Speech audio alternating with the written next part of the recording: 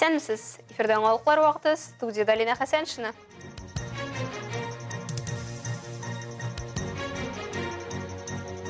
Кисәтелгән, димәк коралланган, җәй чорында хәвефләрдән ничек сакланырга?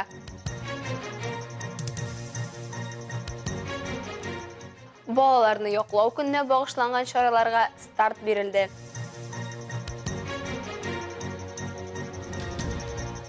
Әлмәттә джаз-концерт узды.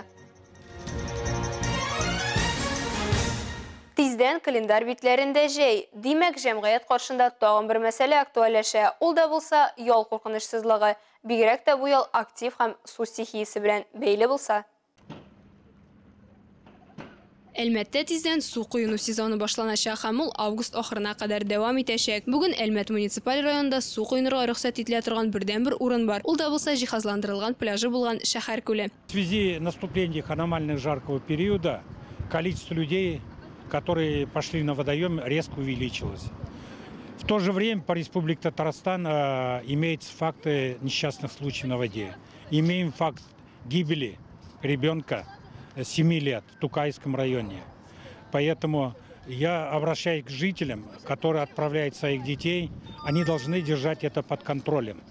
То есть ребенок самопроизвольно по собственному желанию не мог уйти купаться без сопровождения взрослых. Белгечләр су куенуны иртә яки кич киңәш итәләр. Аның температурасында исәпкә алырга кирәк. Ул 18-19 градустан да түбән булмаска тиеш. Әлбәттә, коткаручылар һәм табиблар кизү торган рәсми пляжда су куену куркынычсызрак. Моны исәптә тотыгыз. Моннан тыш коткаручылар тагын бер мөһим мәсьәләгә кагылды. Ул да булса балалар куркынычсызлыгы. Аларны су буена үзләрен генә җибәрмәү хәерле. Моннан тыш үзегез су куйган вакытта да балаларны ялгыз калдырмагыз. Өстәвенә җәен ачык тәрәзәләр дә куркыныч тудыра. Соңгы еллар статистикасы аяусыз. Тәрәзәдән егылып төшеп ел саен йөзләгән баланың гомере өзелә. Тагын берничә йөз кеше авыр җәрәхәтләр ала. Дети иногда не дают отчет той опасности, которая им грозит. Это нахождение дома и при этом открытое окно. Они умудряются выйти, подняться на подоконник и, не учитывая уровень опасности, который им грозит, падают и получаются трагические последствия. Шуңа күрә балалар куркынычсызлыгын тәэмин итү өчен тәрәзәләргә йозаклар һәм блокаторлар урнаштырырга кирәк. Сан һәм гомуми зыян буенча янгыннар барлык техноген гадәттән тыш хәлләр арасында беренче урында. Җир өстендә, җир астында суда булган янгыннардан кешелек электә зыян күргән хәзердә бу җәмгыятькә куркыныч тудыра. Аны булдырмас өчен гадәттән тыш хәлләр инспекторлары гел чаралар үткәреп тора, шикләүләр кертә. Шикләүләрнең чираттагысы урманнарны саклауга юнәлдерелгән. 22 майдан башлап 21 көн дәвамында Татарстанлыларга урманга керү тыелган. Әлеге карарны 22 майда Татарстанның министрлар кабинетында кабул иттеләр һәм шул көннән башлап ул үз көчендә. Во время действия данного постановления запрещается нахождение граждан, нахождение граждан в лесах и заезд любого автотранспорта в лесной массив. Это связано с высокой пожарной опасностью из-за устойчивой жары, которая сейчас у нас в Республике Татарстан. 21 көн дәвамында урманнарда булу гына түгел, транспортта йөрү тыелган. Әлбәттә, кайбер гражданнарга, мисал өчен, урман арендаторлары яки яшәгән торак пунктларына юл урман аша үтә торган булса, карардагы шикләүләр бозуга кермәячәк. Если тот или иной человек является лесопользователем или арендует лесной участок, либо проживает в лесном кордоне, то проезд по сквозным дорогам постановление не запрещает. То есть проезжать можно на своем автомобиле до своего участка. Тәртип бозучылар булмасын өчен урманчылык белгечләре тарафыннан даими рейдлар оештырылачак һәм махсус күзәтү техникасы да кулланылачак. В случае нарушения правил пожарной безопасности во время действия настоящего постановления в отношении физических лиц будет составляться протокол по статье 8.32 части 3. Она грозит наложением штрафа на физических лиц от 40 до 50 тысяч рублей. Әлеге шикләүләргә кагылышлы сораулар буенча Әлмәт урманчылыгына мөрәҗәгать итәргә була. Рәдифә Нугманова, Рафаэль Сафин, яңалыклар вакыты, Луч, Әлмәт телекомпаниясе.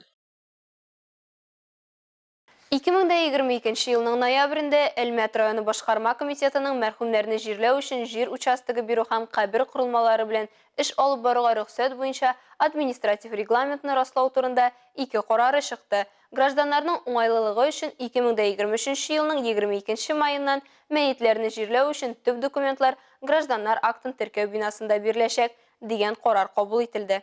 Сама процедура заключается так, что для получения разрешения о захоронении усопшего необходимо сначала получить справку о смерти, выдает морг.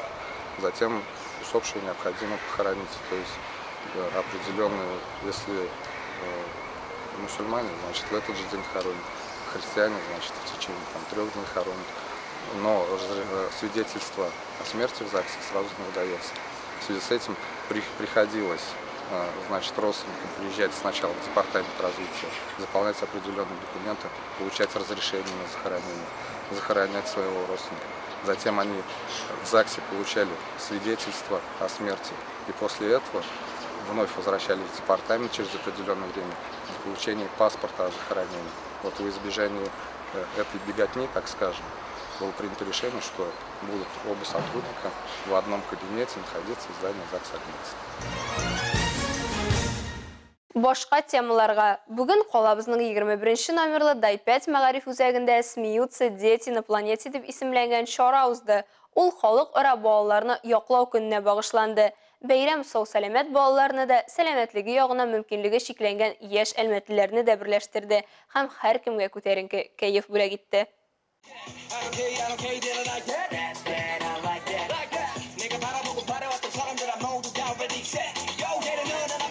Балаларны яклау көненә багышлап уздырылган чарага килүчеләрне узган чыгарылыш бәйрәмнәре һәм уку елы тәмамлану белән Татнефть компаниясе грантлар программасы җитәкчесе Эльмира Газизова тәбрикләде.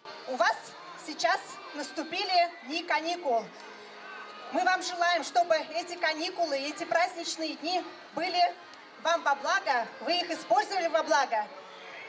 Чему-то научились, чему-то обучились, друзей приобрели. Бәйрәмгә җыелучыларга изге теләкләрен район депутатлары район башлыгы Тимур Нугуманов исеменнән Вячеслав Колотовкин да җиткерде. Я еще раз благодарю всех тех людей, кто отдает массу времени для того, чтобы посвящать себя работе с данным.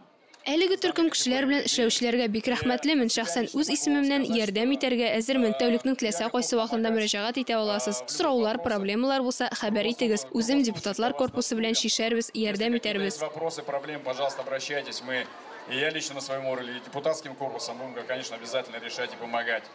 Балалар биеде, мастер-классларда катнашты. Һәркем күңеленә якын булган шөгыль таба һәм үзен төрле иҗат юнәлешендә сынап карый алды.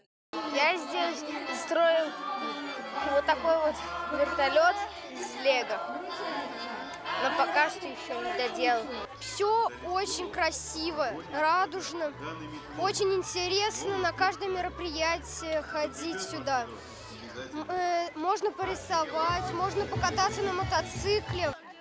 Бәйрәмдә катнашучылар балачак бәхетле була алуына инанды һәм күтәренке кәеф белән барлык оештырылган активлыкларда катнашты. Оештыручылар фикеренчә, мондый чаралар физик мөмкинлекләре шикле балаларның социаль адаптациясе өчен генә түгел, тулаем җәмгыятьнең дә дөньяга карашын мәрхәмәтлерәк итү өчен кирәк. Әлмәт музейларында үткәнне киләчәк белән ялгау юнәлешендә эш туктамый. Мисал өчен, калабызның картиналар галереясендә бу көннәрдә яңа күргәзмә ачылды.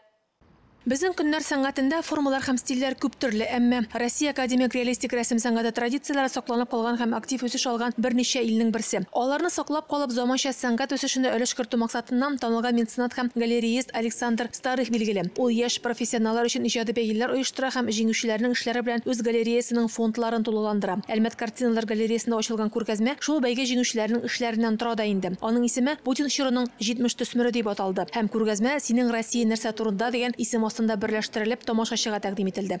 Я думаю, что вот когда, в принципе, они давали эту тему, хотели уже живописно отразить, насколько она противоречивая и, простите, не бывает, говорит, плохих времен, они бывают сложные, какие-то события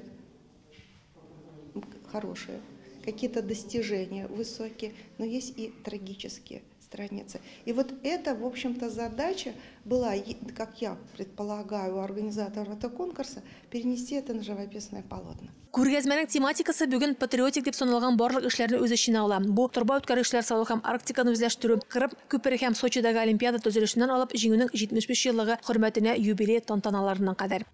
Не может быть только черного и только белого. Поэтому и есть оттенки. Бәйге кысаларында рәссамнар эксперименталь эшкә алынганлыгы күренеп тора. Аларны Әлмәт картиналар галереясенә килеп күрә аласыз. Рәдифә Нугманова, Рафаэль Сафин, яңалыклар вакыты, Луч, Әлмәт телекомпаниясе.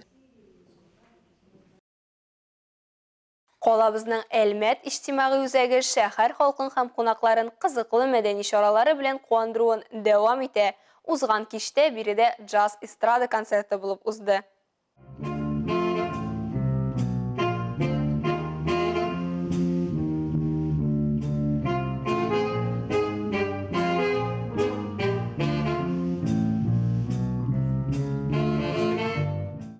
Мәңге яшел джаз нефть төбәгендә яшәүчеләр өчен оештырылган концерт программасы әнә шулай аталды. Сәхнә түрендә Олег Якимович һәм аның коллективы. Бу коллектив 2015 елда оеша, 8 ел дәвамында джаз стиле энтузиастларыннан торган коллектив кечкенә программалары зур проектка әверелә.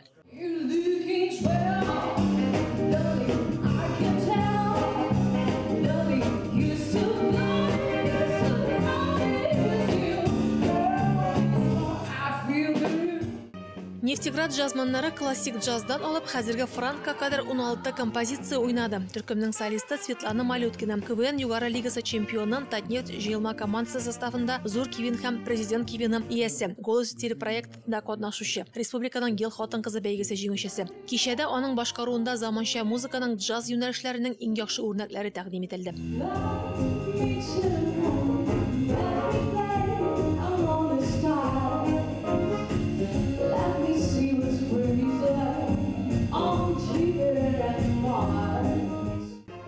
Концерт Татнефть Music Art мәдәни проекты кысаларында узды. Аны Татнефть хәйрия фонды 2 ел элек гамәлгә куйды. Бу Татарстанның профессионаллары һәм студент коллективлары катнашында бушлай концертлар сериясе. Рәдифә Нугманова, Рафаэль Сафин, яңалыклар вакыты, Луч, Әлмәт телекомпаниясе.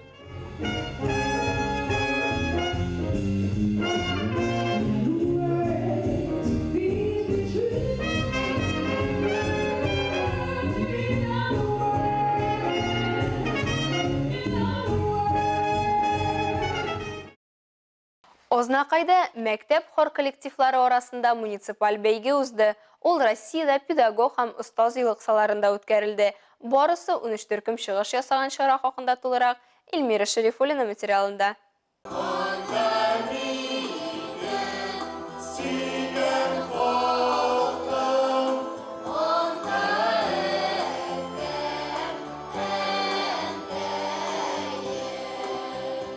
Конкурс иҗади потенциалны тормышка ашыру, талантларны ачыклау һәм аларга ярдәм итү, шулай ук укучыларның кызыксыну даирәсен киңәйтү, аларның рухи, интеллектуаль, иҗади һәм социаль ихтыяҗларын канәгатьләндерүдә ярдәм итү максатларында үткәрелә.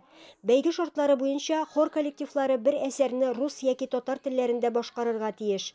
Катнашучылар 1-11 сыйныф укучылары. Мондый чара районда инде 6-нчы елын үткәрелә, ә бүгенгесендә 13 коллектив чыгыш ясый.